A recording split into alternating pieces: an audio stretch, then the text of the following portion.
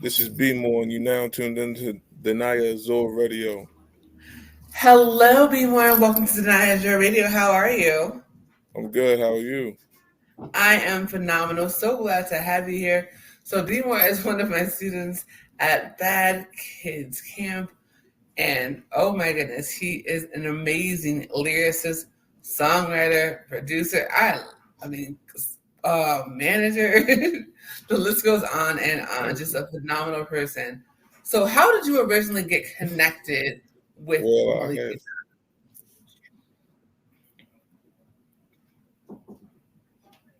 on a whim. Um, uh, a friend of mine, Queen B of DMV, she was at an event in Baltimore with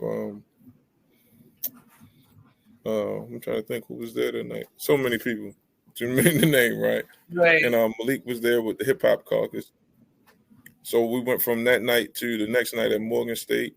They had a seminar there, and just politicking, and just me being myself, and introducing myself, and we went from there and exchanged information, and just stayed in contact over the years until Bad Kids came into fruition.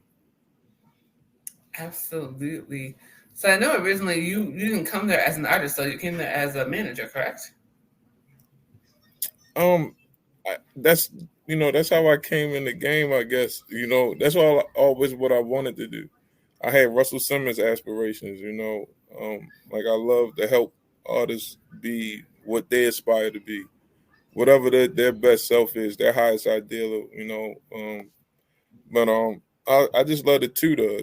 But like artist development is like kind of dead at labels. So just being able to help artists develop and be once again be what they aspire to be, whatever it is. Success is whatever level you set in your mind. Absolutely. So what has been one of your most challenging experiences as an artist? The transitioning from the art form to the business, um, the integrity of the art form isn't the integrity of the business.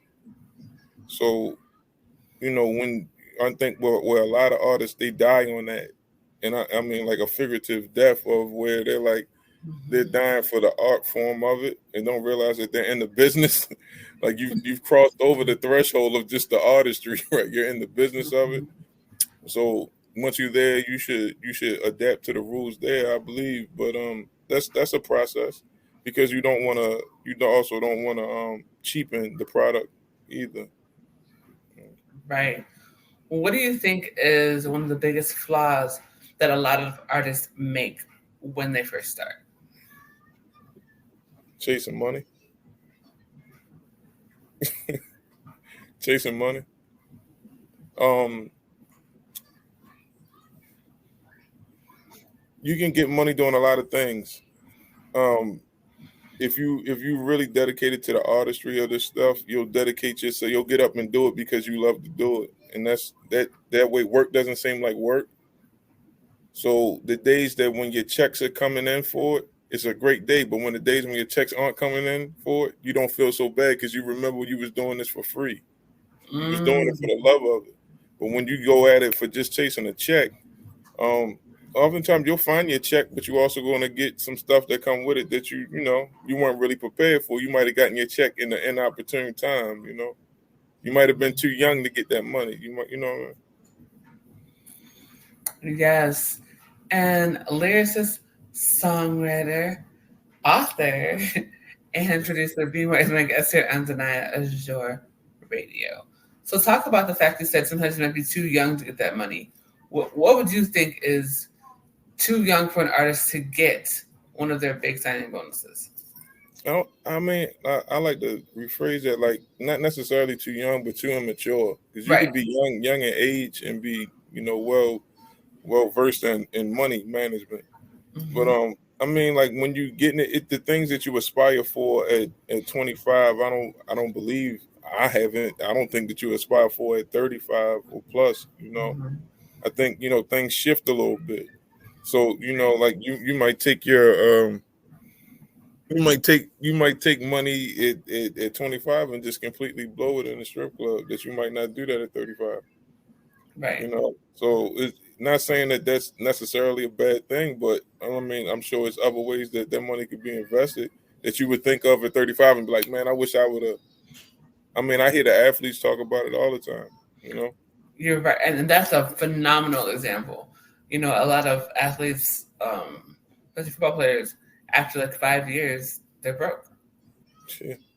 Most lottery winners, think about it. They hit the lottery and then within 10 years, done.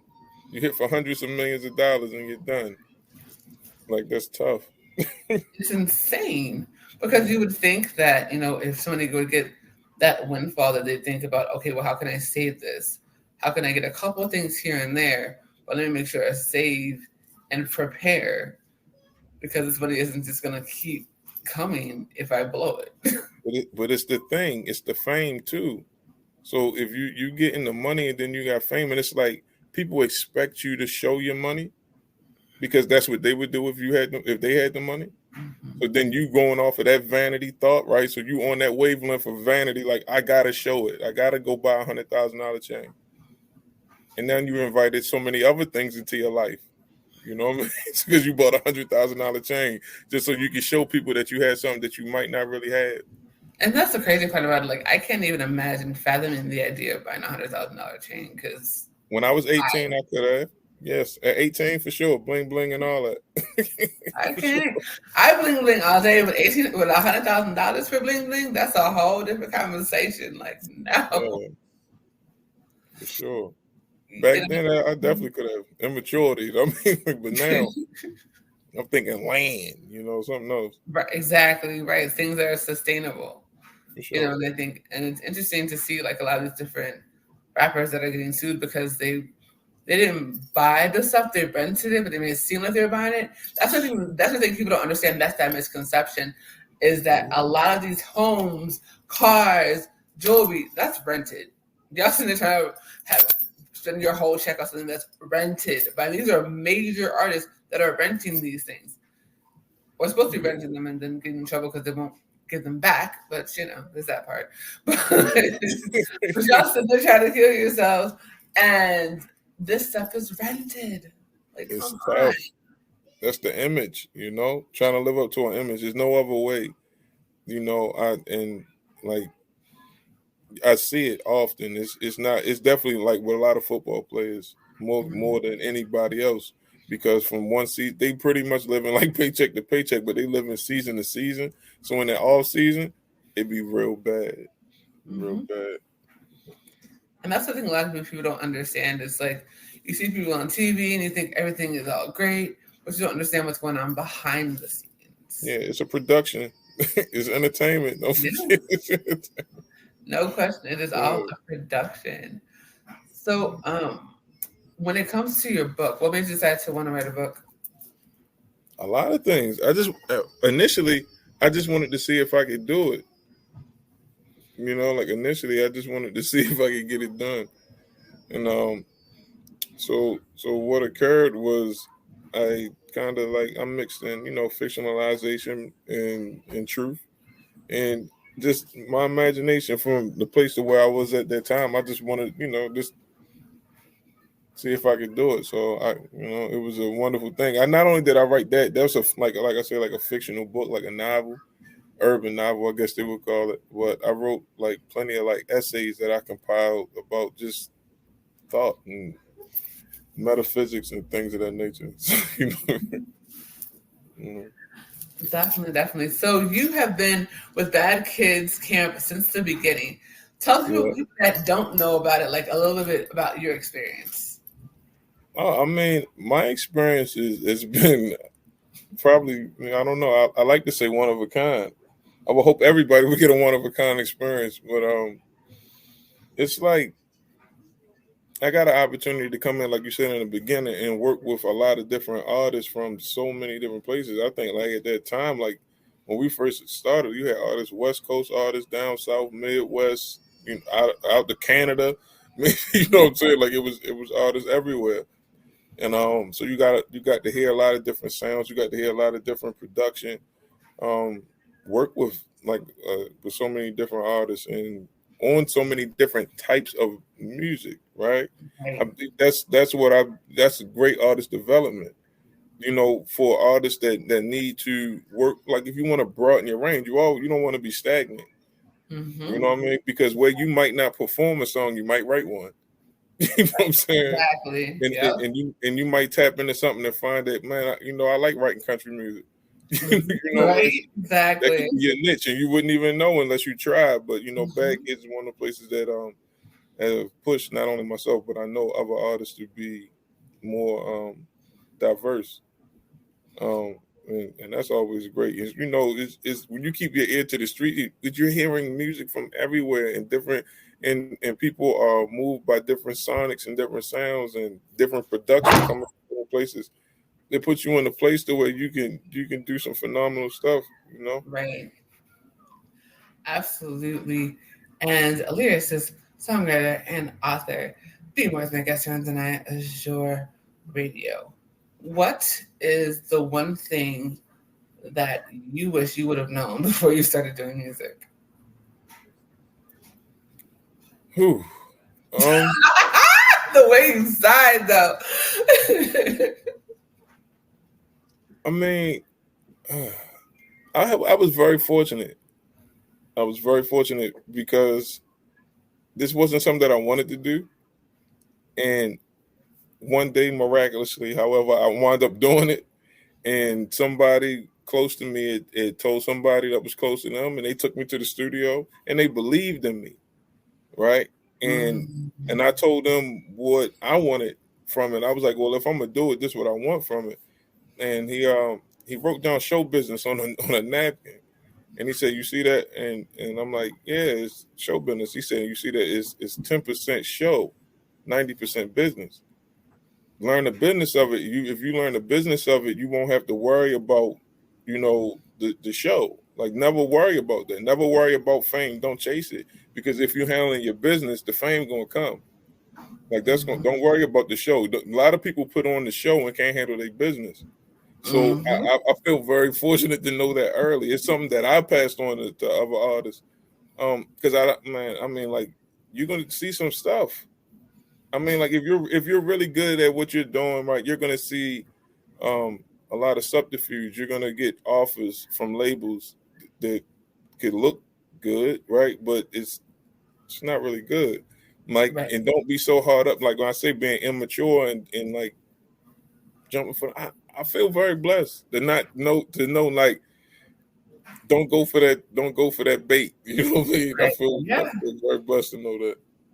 Exactly. I mean, I think a lot of people, a lot of artists are looking for the fame and not understanding what comes with it, right? Yeah, And so, like, you think about like a lot more artists are getting recognition because of social media, But the same token, they burn out quickly because they had one little hit and it kind of just faded out, right. or it wasn't even a hit. It was somebody saw them online, somebody reposted it, kept reposting it, it went viral, and now we're like, who is that person? And they And they're gone. faded away. Yeah, man. Like I said, I feel very blessed to have such a manager in the beginning that made me study other artists, Eminem's, the Jay Z's, right? Like made me study them. I'm talking about like literally, like you sit here and listen to this over and over and over and over again, and learn how to reinvent yourself. That was whole thing was reinvention every year. It don't matter who was hot, give them something new every year, and learn how to do that. Then don't go for the bait. Stay true. You stay true, man. It's gonna come through for you. I think somebody said it. They say it take like 10 years to be an overnight success. And that's so true. Put that work in. It's so true. It At takes least so ten much years. work At least 10. for I at don't know. least 10 years. Malik say It takes 15. Malik right. say 15. Yep. Yeah, shout out to Malik because definitely it definitely is about yeah. It takes a minute because people think like, oh, it just happened overnight. No. You just found out about them. What? You feel me? Because That's what's different. success to you? What's success to you? Mhm. Because I feel in what I do, I feel very successful. very successful in what I do. You know what I mean? The other successes come later, but like the moral successes, they happen on this level. The Most other, definitely. yeah, Most definitely. And it was so crazy. So we have another artist that y'all have met, it goes to me, that we've been working with. And it was so funny because she wasn't able to talk for a little bit because she had gotten sick. And she was like, man, I haven't been for a while. I can't talk. And we was like, your pen works. Your fingers work. And it was almost like magic. Her voice was healing from us doing music, which was you so change your vibration. amazing. It was like, Change wait, your you vibration. sound better. You know, people don't understand. That's the point when it comes to music, is that music is about healing.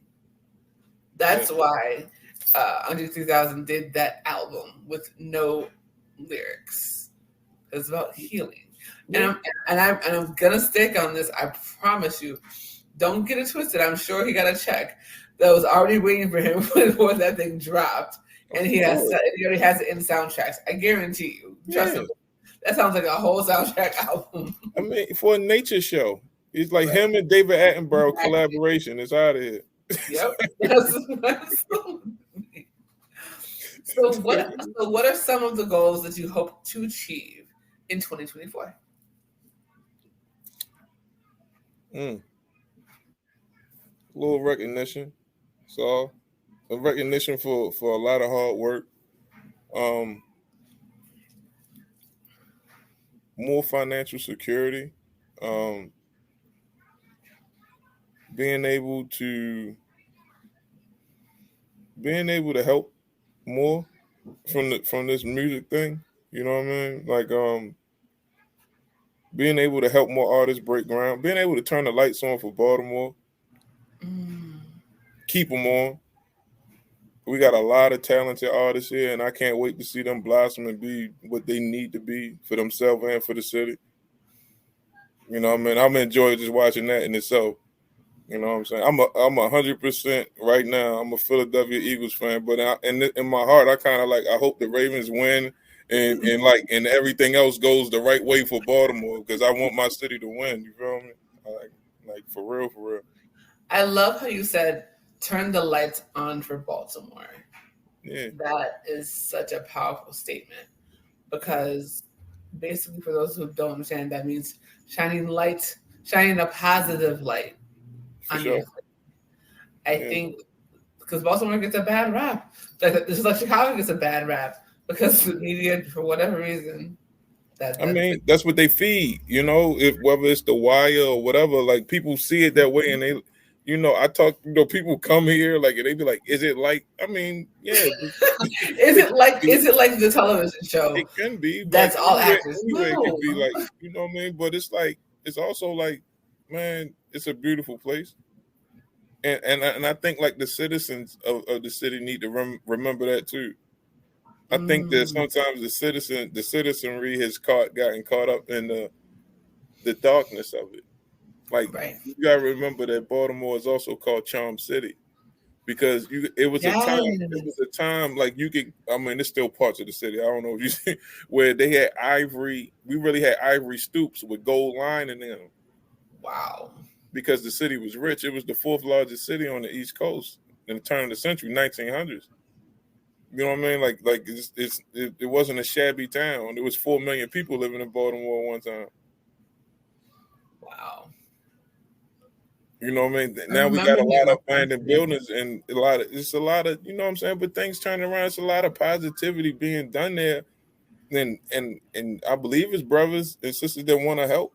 You know what I mean? It looks like it. And I appreciate the help that even come from outside. You know what I mean? Chicago and Philly and Cali and all that. It's definitely needed, because I'm telling you that what I see in Chicago, what I see in Detroit, what I see in Atlanta, that's Baltimore is 15 miles wide. The city is 15 miles wide. You give 4 rappers the opportunity that anybody else has in any other section, right? The whole city changes. The state of change. I promise you. You put the right people in position. The whole thing changes. Mm-hmm. Absolutely. because the whole energy changes. For sure. The whole feeling of the city changes. You The break through. whole It's a vibe, win. exactly. It's a huge win It's a because win. people that thought that they had no opportunity now have an opportunity. And not only do they have opportunity, but they have a drive to want to succeed on a For positive sure. level. For sure. I love that. It's super, super awesome. I mean, it's So, something to aspire for. It helps me get up in the morning. For most sure. definitely. So, when everything is said and done, what do you want your legacy to be? Daddy did it. Mm, He said it and he did it. I love that. That is so sweet. That is so real. Everything that you're doing, I'm so proud of you because you just continue to thrive. Thank Thank you. you for all the help that you've done when it came to Mhm. Bad Kids and putting music together and working with artists and like really, really helping us develop the program. And we really, really do appreciate you for real. I appreciate the opportunity. You know? Just to be in service in any way. I appreciate it. I do. And y'all definitely have helped me out. You already know. You the glue. You the glue. Thank you. Go ahead and tell everybody where they can find you, follow you, and most importantly, book you. Um, I am at Bmoor than usual on pretty much everything. Yeah. We got merch coming. We got a lot of stuff coming. Hey, So you know, let's go. 24, we getting plenty more for sure. I love it. I love it. I love it. Thank you, Bmoor. You are so amazing. And I will see you tonight in class. Thank you, Danaya. You guys. I see what you did there.